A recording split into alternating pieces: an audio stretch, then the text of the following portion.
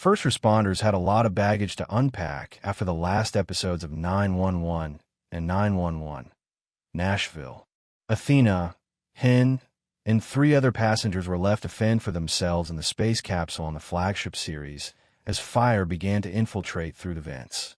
Another tornado hit the city on the spinoff, and Dawn was hit by lightning.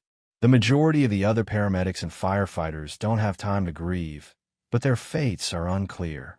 Personal tragedies don't pause natural disasters. Perhaps tornadoes do in the world of 911.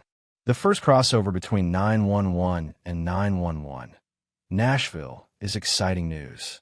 To be honest, I didn't anticipate one at this early stage of the spin-off series. For background, it wasn't until the second season of 911, Lone Star, that we saw a crossover between the flagship and the show. Nonetheless, I believe the shows did a good job of introducing Nashville to the original series viewers without coming across as rushed or overdone.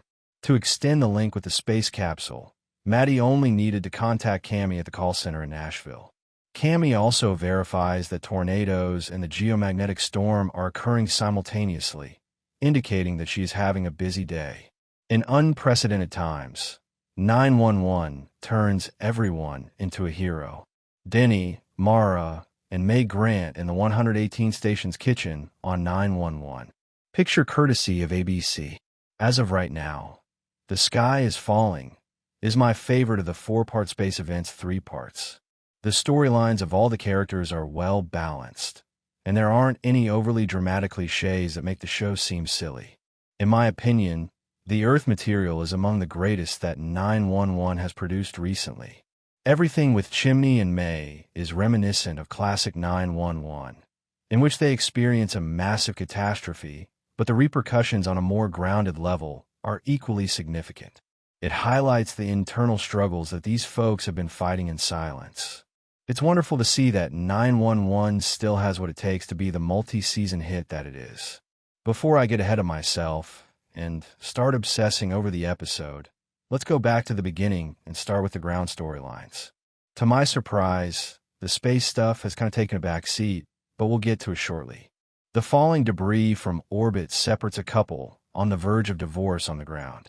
Harry tends to the upset husband as the woman becomes stuck in the flooded subway. They become close since they both worry about what will happen to their loved ones. Since the woman's condition is deteriorating and it doesn't seem like any more assistance will be arriving anytime soon, Chimney must make the heartbreaking decision to amputate her leg. Probably one of the best moments 911 has created in a long time is this one. As he takes this choice, Chimney bears the agony of this woman with him, but he uses Bobby's lessons to get through it. As Chimney was ready to make the cut, I totally expected the show to chicken out by having help arrive, but instead, it goes through with it. When it comes to crises, 911 hasn't chosen the easy route for a long time. While watching Denny and Mara at the deserted 118 stop, May has her hands full. When a woman with a head injury shows up for aid, May, with Maddie's help, applies some old-fashioned creativity to halt the bleeding. Surprisingly, May has control over the improvised hospital that the small crew establishes for the wounded.